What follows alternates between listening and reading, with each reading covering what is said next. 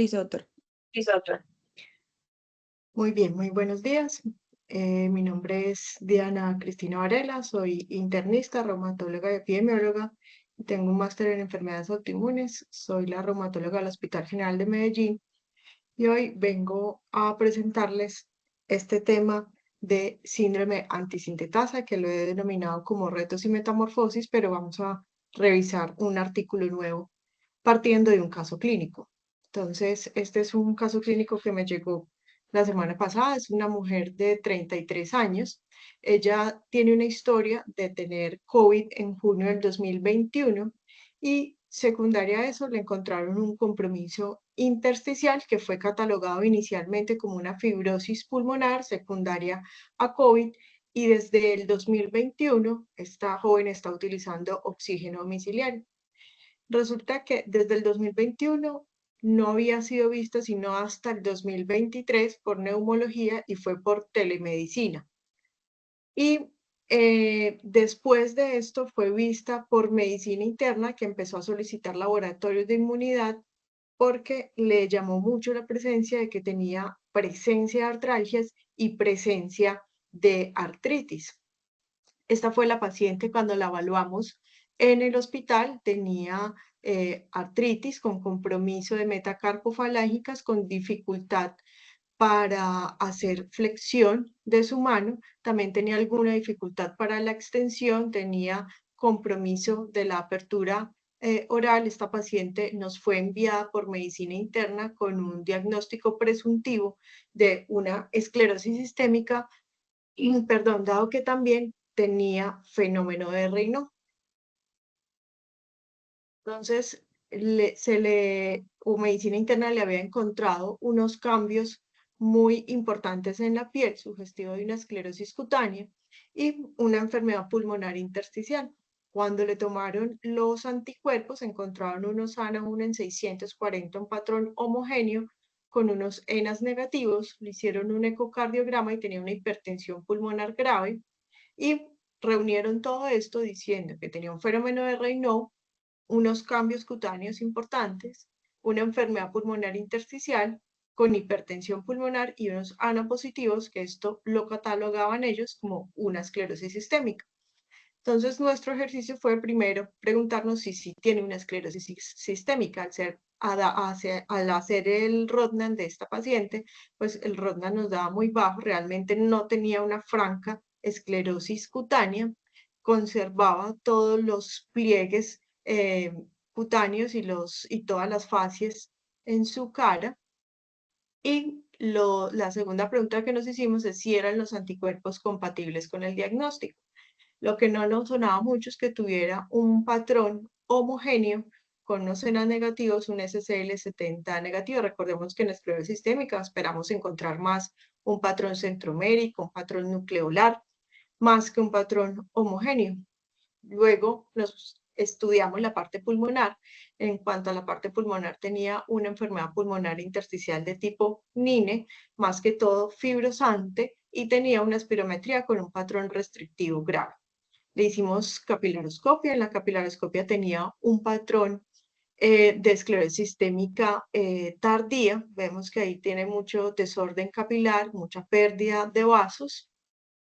Y en cuanto al corazón, tenía una hipertensión arterial pulmonar grave y un cateterismo derecho que nos mostraba que tenía una hipertensión pulmonar precapilar, probablemente por todo ese daño pulmonar intersticial. Entonces teníamos unos cambios cutáneos, pero que no nos sugerían tanta esclerosis de piel. Teníamos un fenómeno de Raynaud, unas artralgias y unas artritis, una NINE, una hipertensión pulmonar, y empezaba a presentar linfopenia. Muy llamativamente, en sus manos tenía estos cambios en el pliegue o en el lado radial de las manos, lo cual es compatible con unas manos en mecánico. Y ella era muy clara y muy enfática en decir que cada vez que empeoraba su disnea, sus manos se ponían peor, que es lo que habla muy de manos en mecánico. Por lo cual le pedimos un panel de miopatías inflamatorias. El panel de miopatía nos dio positivo para PMSCL, tanto el 100 como el 75. Recordemos que este anticuerpo pues da síntomas y hallazgos de miopatía inflamatoria más esclerosis sistémica y tenía un anticuerpo anti-EJ que son anticuerpos de síndromes antisintetasa. Entonces teníamos ahí un síndrome de superposición donde también su parte pulmonar podría y todos sus hallazgos podrían ser explicados por un síndrome antisintetasa. Recordemos que los anticuerpos antisintetasa todavía nos faltan por descubrir muchos. Estos son los que se han descrito en la actualidad, son 8 aproximadamente. Hay otros que se empiezan a describir también en la literatura, pero tienen muy baja prevalencia. Del síndrome antisintetasa sabemos que presenta fiebre, que ha presentado signos cutáneos, algunos muy sugestivos de dermatomiositis, pero que en su mayoría todos presentan enfermedad pulmonar intersticial. También la miositis y la artritis hacía parte de esa triada que teníamos todo en mente, y las manos de mecánico y el fenómeno de Raynaud. Por varios tiempo se ha intentado llegar a un acuerdo en cuanto a los criterios clasificatorios, pero aún no tenemos unos criterios oficiales por el ACR y el EULAR. Pero sabemos que debe tener un anticuerpo sugestivo de un síndrome antisintetasa, una enfermedad pulmonar intersticial, algunas características de la miopatía inflamatoria y debe tener otras manifestaciones importantes como las manifestaciones en piel, principalmente las manos en mecánico, el fenómeno de Raynaud, las manifestaciones articulares, la fiebre, la pérdida de peso. Vamos a ver qué pasa con esto del cáncer y algunos cambios en los deditos. Entonces, esto era lo que teníamos en mente, que casi el 80% tenía compromiso muscular, la mayoría también tenía compromiso intersticial, artritis, fiebre, fenómeno de Raynaud y manos en mecánico.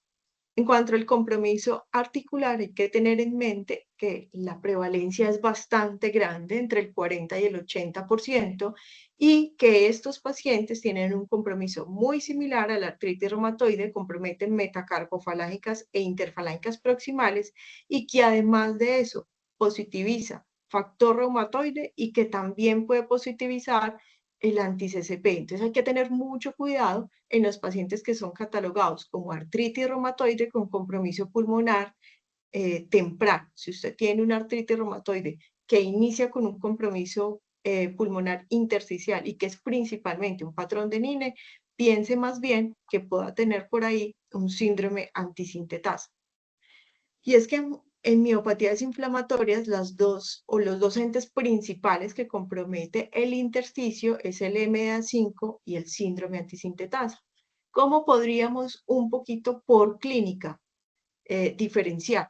Y es que el MDA5 va a tener unas lesiones cutáneas mucho más extensas y sobre todo que presentan úlceras, tiene poco compromiso de músculo, tiene compromiso pulmonar intersticial y aquí predomina el subtipo rápidamente progresivo. También puede tener algunas pápulas en las palmas de las manos que son compatibles con vasculopatía y tienen artritis. Mientras que el síndrome antisintetasa tiene bastante artritis, fiebre, enfermedad pulmonar intersticial. Estas solo algunos tienen un subtipo rápidamente progresivo, tienen un poco menos de compromiso muscular, tienen más manos en mecánico y realmente tienen poca piel y tienen más fenómeno de Raynaud.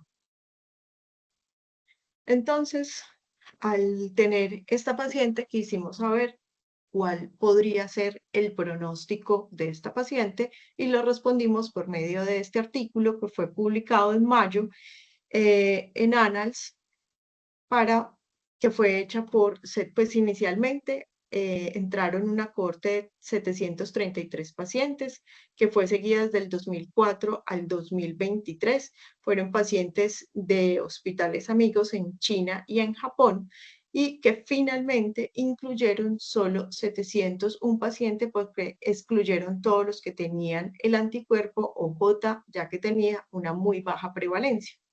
A todos ellos les hicieron seguimiento clínico, les hacían pruebas pulmonares y TAC de tórax y definieron que tenían una enfermedad pulmonar intersticial rápidamente progresiva si dentro de los primeros 3 meses tenía un empeoramiento progresivo de la disnea, tenía un deterioro acelerado de las anomalías intersticiales en la tomografía, o tenían más del 10% de disminución en la capacidad vital forzada o disminución más de 10 milímetros de mercurio en la presión parcial de oxígeno.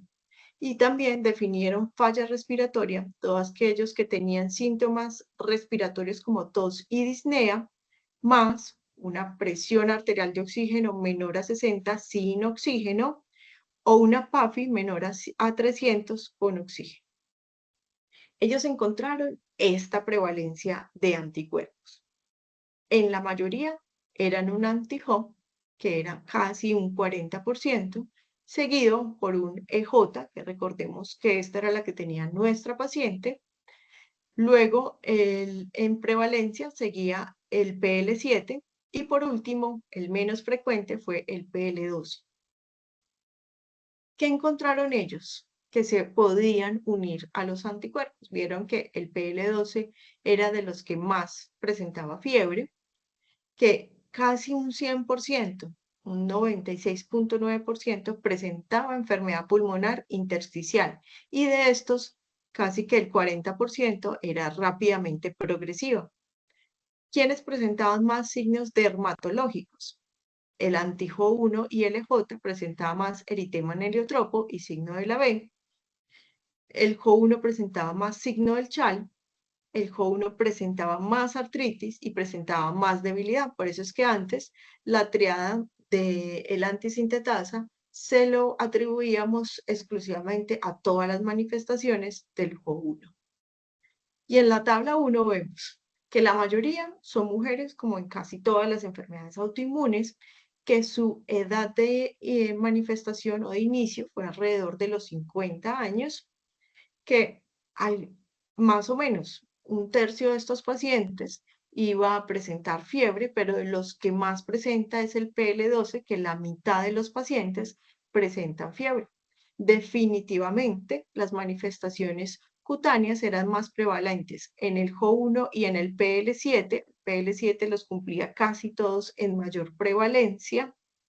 Las úlceras, perdón, las úlceras en piel tenían una baja frecuencia comparado con el MDA5, pero tienen alrededor del 4%, se manifiestan principalmente en el PL12. Tienen eritema periungular y alopecia también. La debilidad muscular no fue tan importante en todos los grupos, fue principalmente más marcada en el Jo1, como ya lo teníamos en mente, al igual que la artritis y las artralgias. A nivel pulmonar, pues tenía una buena prevalencia la presencia de disnea, principalmente en los pacientes con EJ, y los pacientes con EJ también presentaban más falla respiratoria y enfermedad pulmonar rápidamente progresiva, al igual que hipertensión pulmonar.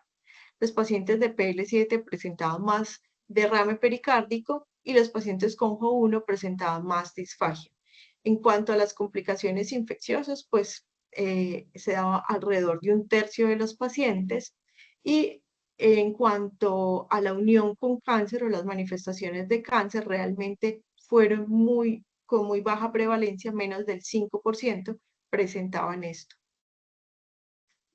En cuanto a los hallazgos del laboratorio, pues casi todos tenían anticuerpos positivos dado por ANAS, tenían una alta presencia de RO52, más de la mitad de los pacientes tenían RO52, principalmente el PL12. Factor reumatoide y anti-CCP, miren que también casi que el 20% de los pacientes tienen factor reumatoide positivo y alrededor de un 5 a un 10% tienen también un anti-CCP positivo, que por eso les decía que hay que tener en mente un diagnóstico diferencial de la artritis reumatoide, un síndrome antisintetasa cuando hay compromiso pulmonar intersticial. En el caso de nuestro paciente que tenía PMSCL, tanto 100 como 75 positivo, con el EJ, miren que realmente la asociación es baja, entre un 4 a un 2%. Las manifestaciones de enzimas musculares, pues no fue tan alta en todos. La linfopenia se veía más en PL12 y también el PL12 tenía mucho más elevación de la PCR. El NINE fue el hallazgo más importante y en estos pacientes pues todos tenían compromiso de los test de función pulmonar. La mayoría utilizaron como inmunosupresor la ciclofosfamida y pocos, menos del 20%, utilizaron megadosis de esteroides, o sea, más de 1 miligramo por kilogramo. ¿Cuál era la supervivencia de estos pacientes? Pues si ustedes miran que todas las curvas eh, se sobreponen, pues realmente no hay una diferencia estadísticamente significativa, pero vemos que en el tiempo el antijo 1 sí tiende a tener una supervivencia menor. Ellos hicieron también un ejercicio de hacer transcriptómica en todos los pacientes, más todos los hallazgos clínicos, más todos los hallazgos de anticuerpos, y lograron encontrar 3 clústeres de enfermedades. Esto lo veían de acuerdo al coeficiente de asociación. Aquí vemos toda la unión de la transcriptómica más los signos clínicos, más los anticuerpos, y lograron crear estos 3 endotipos. Hay que empezar a tenerlos en la mente, ya que esto es pues un hallazgo descrito realmente nuevo. Tenemos en mente los 3 subtipos del MA5, pero en antisintetasa no estaba tan descrito.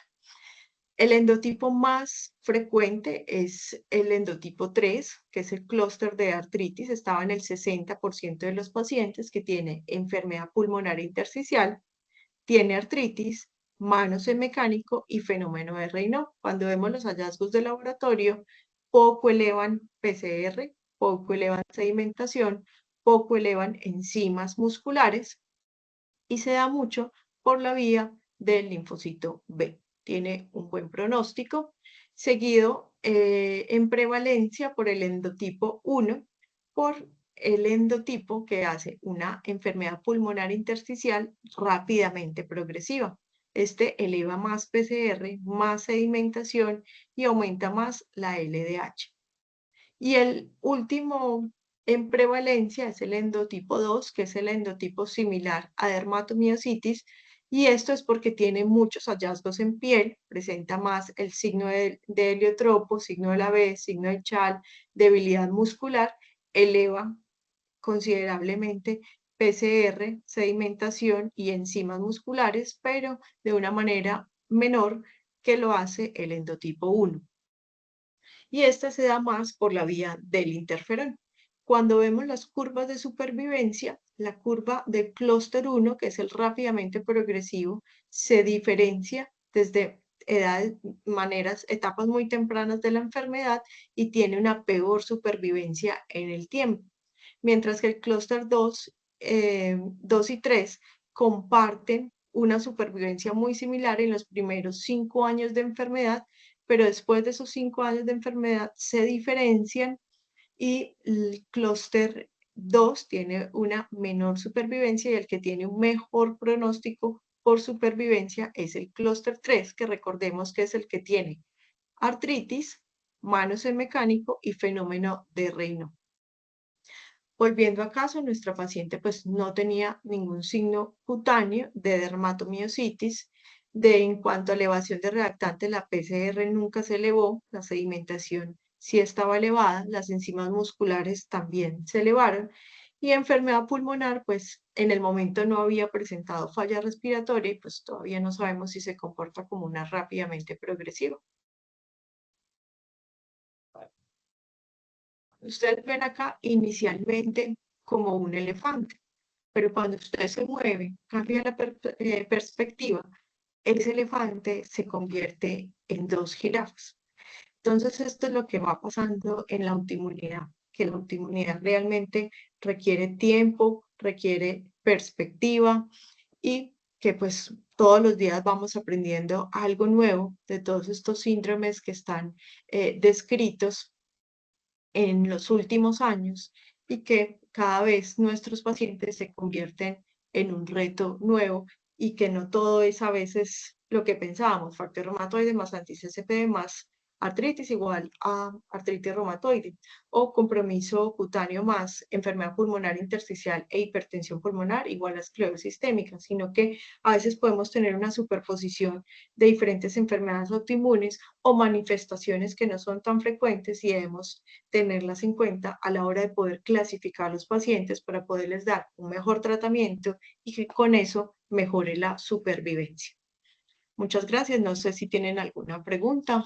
Recuerden que estas son mis redes sociales y el canal de YouTube donde hay diferentes charlas de autoinmunidad.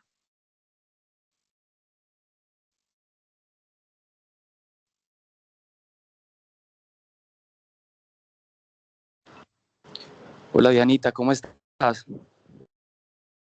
Hola, profe. Felicitaciones, excelente, excelente la charla. Te iba a preguntar en cuanto al paciente específicamente que nos